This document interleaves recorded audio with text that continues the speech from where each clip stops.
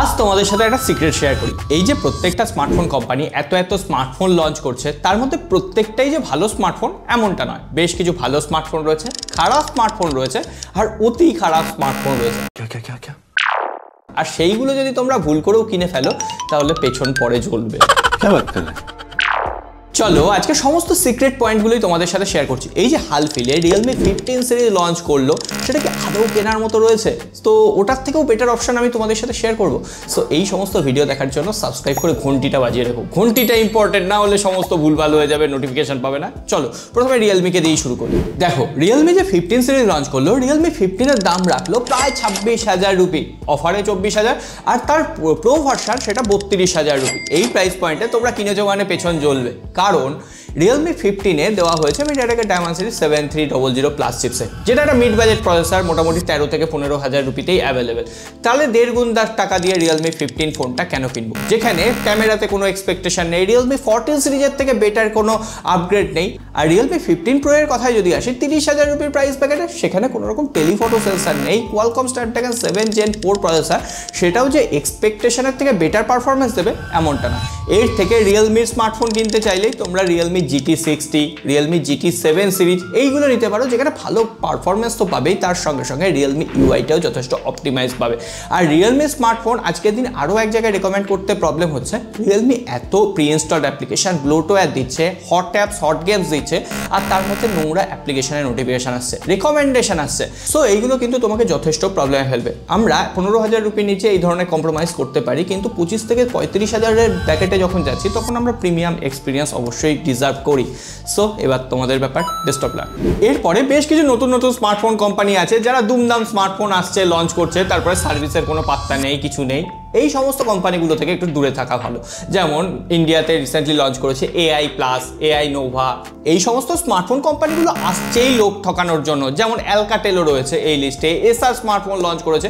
আসলে এদের কোনো সার্ভিস সেন্টারের ইতিপিতি নেই। সো তোমরা স্মার্টফোন খারাপ হলে কোথায় যাবে বলো? এতগুলো টাকা খরচ করে তো লাভ নেই। তার থেকে 2,000 টাকা এক্সট্রা লাগলে সেটা দিয়ে একটা বেটার সার্ভিস সেন্টারওয়ালা, যেখানে তোমার বাড়ির আশেপাশে সার্ভিস সেন্টার থাকবে। সো এই ধরনের স্মার্টফোন আমার মনে হয় বিবেচনা করা উচিত। তো এবার তোমরা ভেবে দেখবে। Samsung recently Samsung Galaxy M56 আর F56 লঞ্চ করেছে, যেখানে এক্সিনোসের 1480 চিপসেট রয়েছে, 25 থেকে 28,000 রুপি প্রাইস প্যাকেটে পাওয়া যাচ্ছে। কিন্তু ওই স্মার্টফোনটা আমি বলবো না খুব খারাপ, কিন্তু খুব একটা যে ভ্যালু ফর মানি প্রোভাইড করছে এমনটাও না। এর থেকে অনেক বেটার ভ্যালু ফর মানি আজকের দিনে প্রোভাইড করছে স্যামসাং গ্যালাক্সি A55, যেটা তোমরা 25 থেকে 26,000 রুপি প্রাইস সেগমেন্টে পেয়ে যাবে। আর ওই ফোনটা আগের বছরের একটা A সিরিজের ফ্ল্যাগশিপ ফোন বলা যায়। আর যেখানে A সিরিজ মানে তোমরা সমস্ত প্রিমিয়াম ফিচারগুলোর অ্যাভেলেবিলিটি পাবে। এমনকি A সিরিজের স্মার্টফোন, সেখানে বিল্ড কোয়ালিটি বেটার পাবে, AI ফিচার যেগুলো সেগুলো M বা F সিরিজের থেকে অনেক বেটার। সুতরাং যে ইউজার এক্সপিরিয়েন্স সেটা M বা F সিরিজের থেকে A সিরিজে অনেক বেটার। তাই জন্য আমি বলছি M56, F56 এই ফোনগুলো বাদ দিয়ে A55 এক বছরের পুরনো স্মার্টফোন হলেও অনেক বেটার এক্সপিরিয়েন্স তোমাকে প্রোভাইড করতে পারে। আর রিসেন্টলি M36 আর F36 এই দুটো স্মার্টফোনও স্যামসাং লঞ্চ করেছে। স্যামসাংয়ের বেটার এক্সপিরিয়েন্স পাওয়ার জন্য এক বছরের পুরনো স্যামসাং A35 স্মার্টফোনটা তোমরা নিতে পারো। একই প্রসেসর রয়েছে, উপরন্তু A35-এ তোমরা যে গ্যালাক্সি AI এর ফিচার সেটা বেটার পাবে।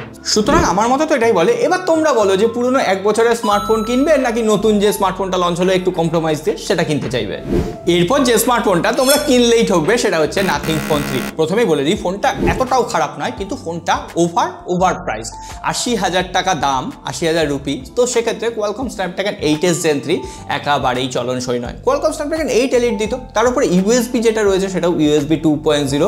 সো এই ফোনটা কখনো ওই যে দামটা সেটাকে জাস্টিফাই করছে না। আর এখনই ফোনটা প্রায় 55 থেকে 60,000 টাকায় অ্যামাজনে পাওয়া যাচ্ছে। তো তোমরা এত টাকা কেন খরচ করবে বস? এটাও তো এক ধরনের জালিয়াতি, যে 80,000 টাকা দিয়ে ফোনটা কিনলো, 15 দিনের মধ্যে যদি দাম এত কমে যায়। আর আমি এটাও বলছি মিলিয়ে নিও, আর এক মাসের মধ্যে এই ফোনটা 30 থেকে 35 বা 40,000-এ পাওয়া যাবে। সো ওয়েট করে যাও। আর হ্যাঁ, নাথিং ফোন 3A Pro অনেকে কিনতে চাইছো, তাদেরও বলবো প্রো কেনার দরকার নেই, নাথিং ফোন 3A নাও।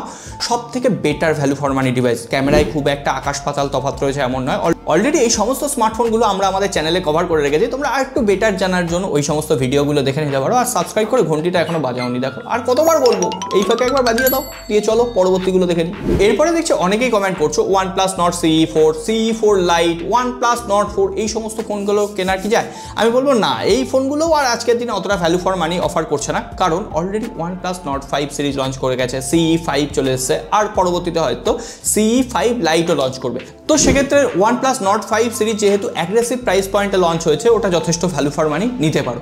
আর Oppo Reno 13 এর জন্য একই কথা বলবো। Oppo Reno 13 আর Oppo Reno 14 এর মধ্যে দামের কিন্তু খুব একটা ডিফারেন্স নেই, 2000 টাকার আশেপাশে। সো Oppo Reno 13 এ টেলিফটো সেন্সার নেই, Oppo Reno 14 এ কিন্তু তোমরা টেলিফটো সেন্সার পাবে, 3.5x জুম পাবে। সো আমার মনে হয়েছে Oppo Reno 14 সিরিজের দিকেই তোমাদের যাওয়া উচিত। আর Vivo V50 সিরিজ অনেকেই কিনবে বলে ওয়েট করে আছো, তাদেরকে বলবো এখন কিনো না। Vivo V60 সিরিজ 12 তারিখ লঞ্চ করতে চলেছে। সো 12 তারিখের পর Vivo V50 সিরিজের দাম তো কমবেই, তার সঙ্গে সঙ্গে Vivo V60 সিরিজ ওই প্রাইস পয়েন্টের আশেপাশে আরও বেটার ক্যামেরা অফার করবে। So Vivo V50 series wait করে যাও দাম কমার জন্য। এরপর আরও দু একটা স্মার্টফোনের নাম বলে দিই। Nothing Phone 2A 18,000 রুপির আশেপাশে পাওয়া যাচ্ছে, সেটাও আজকের দিনে খুব একটা ভ্যালু ফর মানি নেই, তার জায়গায় CMF Phone 2 Pro নিতে পারো। CMF Phone 1ও আজকের দিনে 15,000 বা 16,000-এ পাওয়া যাচ্ছে, তো আমি বলবো 1000 টাকা বেশি দিয়ে CMF Phone 2 Pro নাও, কারণ CMF Phone 1 যেটা সেটা অনেকটাই পুরনো হয়ে গেছে। আর এর পাশাপাশি Redmi Note 14 সিরিজের ব্যাপারে বারবার বলেছি, এটাও কিন্তু তোমাদের এক্সপেকটেশন ততটা ফুলফিল করতে পারবে না, সব জায়গায় স্পেসিফিকেশনে কম্প্রোমাইজ রয়েছে। IQ Z9 সিরিজ যথেষ্ট ভালো, কিন্তু IQ Z10 সিরিজের সমস্ত স্মার্টফোন লঞ্চ হয়ে গেছে। অনেকেই দেখলাম IQ Z9, Z9s Pro নিয়ে কমেন্ট করছো, তাদের জন্য বলে দিলাম IQ Z10, Z10s এই সমস্ত ফোনগুলো রয়েছে, সেগুলো তোমরা নিতে পারো। আর Z10s Pro এই ফোনটাও হয়তো খুব তাড়াতাড়ি লঞ্চ করে যাবে। আর Motorola Edge 50 সিরিজের যে সমস্ত স্মার্টফোন রয়েছে সেগুলো এখন কেনার দরকার নেই, কারণ সেইগুলোর পরিবর্তে Edge 60 সিরিজের বেশ কিছু স্মার্টফোন, Edge 60 Pro এসে গেছে, Edge 60 এসে গেছে, Edge 60 Fusion এসে গেছে, প্রায় প্রত্যেকটা স্মার্টফোনই কিন্তু আমরা আমাদের চ্যানেলে কভার করে রেখেছি। আর ওই ফোনগুলো কিন্তু যথেষ্ট value for money device. Telephoto সেন্সারও Motorola কিন্তু 25,000 রুপির মধ্যে অফার করছে। কিন্তু সব থেকে বড় প্রশ্নটা কোথায় থাকে জানো তো? তোমরা অনেকেই বলো আইফোন কিনবো, আইফোনের কোনটা সব থেকে ভ্যালু ফর মানি? আজকের দিনে দাঁড়িয়ে iPhone 15 সব থেকে ভ্যালু ফর মানি ডিভাইস, তার নিচে কেনা উচিত নয়। প্রপার যে iOS এর ফুল সাপোর্ট, তোমরা সেটা নিতে পারবে না। হ্যাঁ, খুব যদি তোমাদের আইফোন শো অফ করার দরকার থাকে তাহলে iPhone 14 তার নিচে নয়। আর Google Pixel 8 সিরিজের নিচে তোমাদের কোনো স্মার্টফোন কেনা উচিত নয়, তা তোমরা যত কম দামেই পাও না কেন। Pixel 6-এ ব্যাটারির প্রবলেম রয়েছে, নেটওয়ার্ক প্রবলেম রয়েছে। Pixel 7-এও আজকের দিনে প্রচণ্ড পরিমাণে ওভারহিট হচ্ছে। সো নিদেন পক্ষে Pixel 8 নেওয়া যায়।